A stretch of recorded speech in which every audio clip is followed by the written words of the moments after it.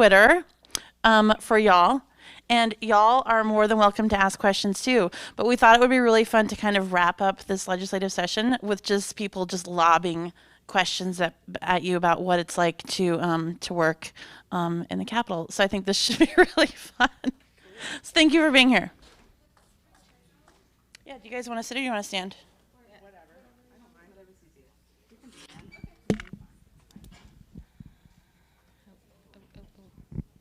Oh, where's our online questions? Who has a question that you want to start with? So we have some online questions that we can throw out too. Do you want to introduce yourselves? I'm Chelsea. I'm Chief of Staff for Representative Hinojosa. She represents the Central Austin area, so you are sitting in her district right now. I'm Adrienne Four. I work for Doc Anderson, and he has 3/4 of McLennan County, so Waco, Baylor, TSTC. I guess I'll just read the first question. Should I start with the spicy one? Or I don't know, it's not spicy. How did Bonin's leadership impact the House? Let me go for it. It's different. With every leadership is different, and everything is run completely differently. But it was definitely more of a serious session with all of the serious legislation intended on being passed, and no lackadaisical. Everyone was expected to show up for work and show up well, and no funny business. We had to be there, and we had to be there to make sure that we were there for Texas. And I think on the opposite side of the page, that from Chelsea at least, that he did a fairly good job of incorporating everybody into the playing field and making sure that all voices were heard, which I think is indicative of what's going to happen this next legislative cycle or next election cycle. So Yeah, I'd agree with Adrienne and said the speaker did well from a staffer perspective. His staff was incredibly communicative with us in terms of when we're going on the floor for the whole week, and that was different than the previous session. So I'd say there was increased communication, but I'd say, the priorities that we focused on in terms of public education in large part was driven by the election and not by the speaker, that we focused on these priorities because of how many people turned out, how many teachers turned out, and that's why we focused on creating so much public school finance reform this session. And to kind of tag that, I think it also took Bonin to strong arm all of the other sides, including maybe the lieutenant governor, and saying, look, we have to get this done. We tried to do it last session, it stalled in the Senate, and now we have to do this now. The time is now. Literally, we're on paper cups or styrofoam cups in the members' lounges. So it was definitely helped by that, and I think forced by that, but I think it took a strong leader to say, this is what's going to happen. Yeah. So, I guess I'll read it. Which policies were your favorite to work on? So many. I'd say, so Representative Hinojosa has been most focused since she came into the House in the previous session on public education. This is the issue that she ran on. She was head of the House Democratic Caucus Special Education Committee. So to see such a strong plan finally be enacted was very fulfilling. Personally, I worked on a maternal mortality data bill, and we couldn't get it finally passed, the bill by itself, through the final line, but we were able to amend it onto a bill, and that passed, it's always fun when you can figure out different vehicles to pass bills onto, and so that was rewarding. I would be remiss if I wouldn't say that rural broadband was That's definitely you. my favorite Thank you, Glasshouse. subject to work on. Thank you. But we also had a cleft palate bill, you don't know. But that was one of my favorites to work on that did not work out well. And we made it to the Senate, but, there's all. So, going off of that, what were some important policies that didn't get passed in your mind? Cleft palate. Cleft palate. And then we had a few different aspects of rural broadband, and one of I would say probably the most cost effective one definitely did get passed. So it's a starting point, and it's definitely an issue that has been now recognized by the Lieutenant Governor with SB 14, with, as the gentleman was saying earlier, with a low bill number, which is helpful for next session. So I'd say there were, as good as this session was, my first session was the previous session, and that was, bathroom bill and SB4, the Show Me Your Papers bill. So in contrast, this session was an overall successful session. However, there were many progressive priorities that did not pass. As Bea was saying, nothing on climate change was passed. No LGBTQ protections were passed. Representative Celia Israel had a bill banning conversion therapy that for the first time got a hearing in the House Public Health Committee. This was her third time filing it. So it was progress. It's really important, though it didn't finally pass, to have the committee hearing. It was a big step, and to have members sitting on the committee hear from people across the state about how harmful that therapy is a big step. So there were steps like that where this progressive legislation did get a hearing, and that's something in the Texas House. So it didn't pass finally, but I'll hold that as a success. So, am I correct that the next session will be about the redistricting? Yes. So, is that pretty much simple majority gets what they want, or I imagine it'll take up a lot of the air in the room. How do you see that playing out? I think it's a little bit more complicated than that, in terms of there are a lot of players who have a lot of sway, and depending on their seniority, and I wouldn't say that my boss is one of those players, even though he's been there 8 sessions. I would say so. I think he would Yeah. like to keep his same district. I will say that. But I think in terms of they'll start with, they have 15 hearings that they're supposed to have, or 15. Across the They have state, 50, yeah. and they have 15 committee members, which is one of the larger committees in the House, which shows how much of an impact that this is anticipated. Of course, the Supreme Court ruling came out today, so it's anticipated to be a fairly big deal. And I haven't worked a redistricting session, but I would say, from what I've heard, it is as simple as that majority. We have to pick up, from the Democratic perspective, those 9 House seats to be able to control the redistricting conversation. And certainly there are, more details to the conversation that I will learn about soon. But that will, the party in control controls the conversation. So that's what Representative Hinojosa will be focused on, and I will be with her over the interim.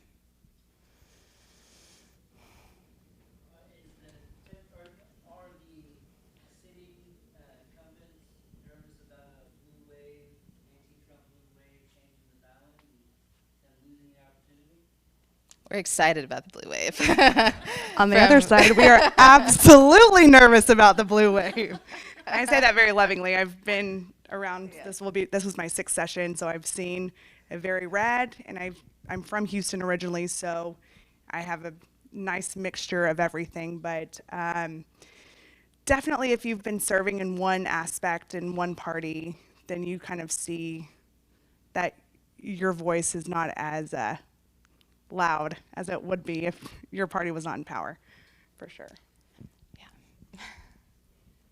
Okay, so what is the best way for a citizen to engage the representative at the Capitol? So I'd say you have the most sway with your member. If you're a constituent, you'll hold the most weight when you call, email, come in person. If any of you are constituents, the Capitol is our district office. We're there every single day, 9 to 5, and we really rely on constituents coming and talking to us and bringing issues to our attention during session. I can't tell you the amount of times that we had constituents call us and tell us, like, hey, this just got amended to this bill, and we have so many things that we are trying to be experts in, and we rely so much on advocacy groups and constituents just individually calling and flagging things for us. So that was huge, but now we're in the interim, and we're not during session, and this is the time when we can work and prepare bills. And this is, I like to say that like session is the football game and interim is when you're practicing. And right now is when we can practice and really make sure the bill is perfect and vet it through groups. So if anyone has legislation ideas, please come talk to me. I would love that. But we take constituent advice and concerns very seriously. We log all of it so the representative sees it. Yeah. And to add on to that, we are, especially in the House, we are jack of all trades and definitely experts at not much. But so we rely on half of my boss's bills came from constituents, whether it was our chief of police, whether it was our mayor, our county commissioners. We are heavily focused on suggestions from the district because that's who we're here to represent. And we are here to be an advocate. And it might seem like a super cush and fun job, but at the end of the day, which it can be fun, I wouldn't say cush necessarily, but it's, at the end of the day, no one comes into this position saying that, oh, don't worry about the constituents. Like, you're our number one focus, 100%. I can say that for 100% of the state reps that we have here, so. Yeah, I'd say this was my first session being chief of staff, and one of the best pieces of advice that I got was to protect your boss in their district. Like, don't just focus on the policy. You have to be listening to the district, obviously, and advocates and stakeholders in the district.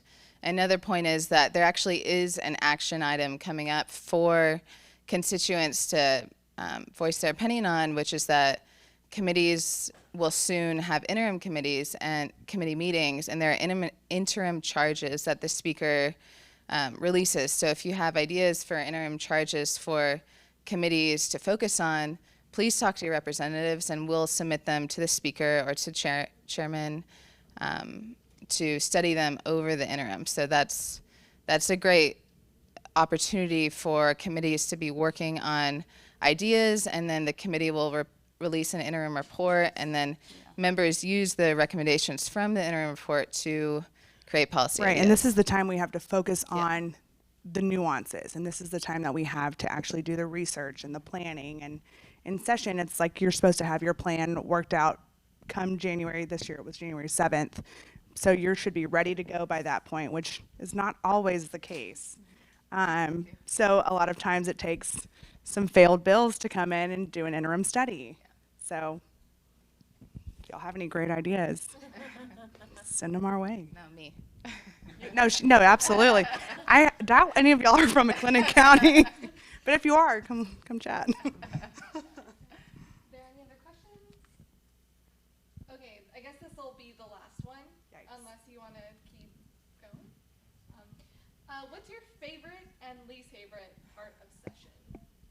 Session and session. Yeah. It is session and session. It is, you go from 0 to 60 in about a hot minute, and it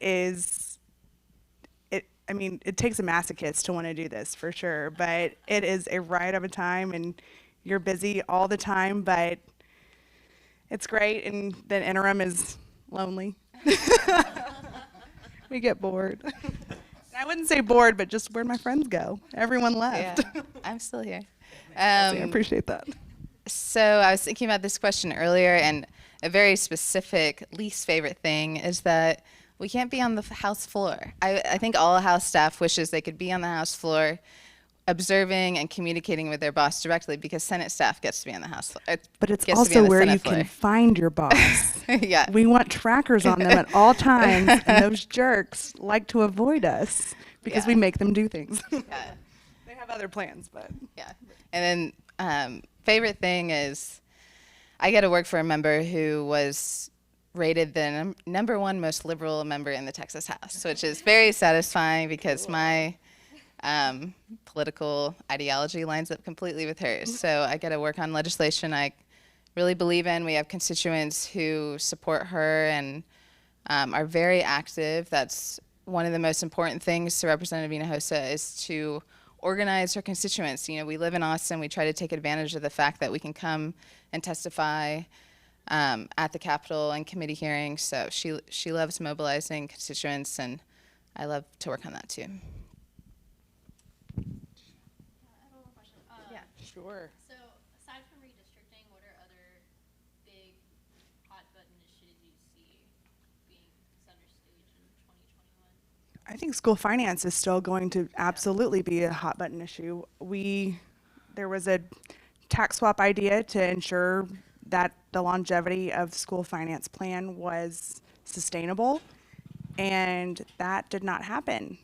So we're in a little bit of a crunch, and this is, Democrat and Republican, rural, urban. This is a huge issue, clearly, across the board, but I anticipate that being a massive $13 billion issue looking ahead. Yeah, I'd agree with Adrian. I think that's the main thing the House Democratic Caucus is talking about is where is this new revenue coming from? Like, we had a good fiscal year this time, and that's why it was easy to, write this $11 billion bill, but what about when our economy isn't as great? And how are we going to fund this new school finance system? And there are so many other things to keep working on: maternal mortality, Medicaid expansion for pregnant women. Cleft palate.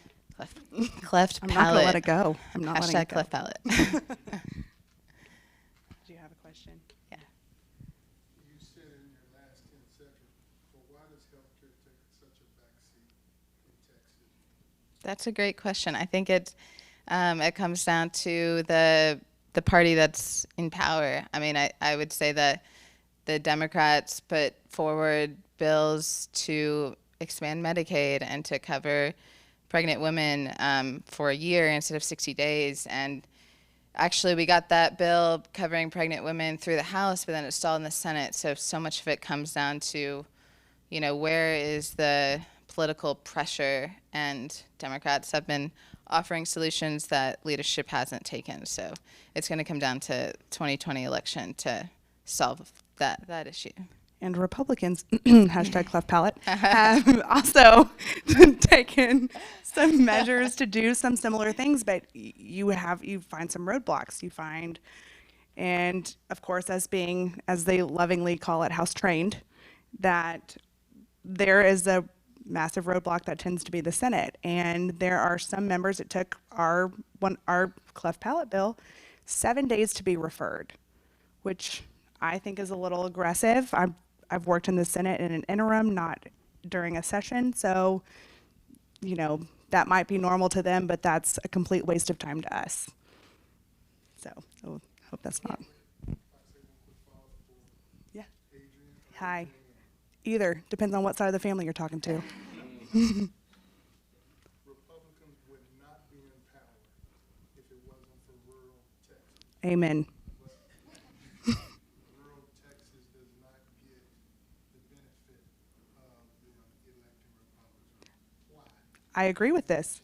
My boss happens to be the chairman of the Rural Caucus, and it's tough because you have Republicans and Democrats who both represent a massive amount of Texas, but also, hence rural broadband, where we have to go in and essentially subsidize getting internet throughout Terralingo, Texas. It's the cost effectiveness is not there, and if some Republicans believe that investing in rural Texas is not an efficient way to run Texas, even though we have plenty of studies that show otherwise. So it takes a little bit to maybe nudge them, show them that we can have billions of dollars worth invested back into the state, and that it could save our consumers and it could save our everyday mom and pop shop so they don't have to move, to Wichita Falls, and they don't have to move into Denton. They can stay in Grayson County, and they can stay in all of these other districts, and they can stay in Crawford, where we had a constituent who was literally on the roof of his barn 5 miles out of a 5G city, which is Waco, and had to stand on his roof of the barn to get service. But, some people don't think that that's the way that you should vote.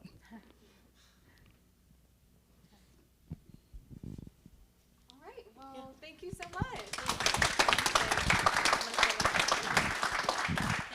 Thanks, Sarah.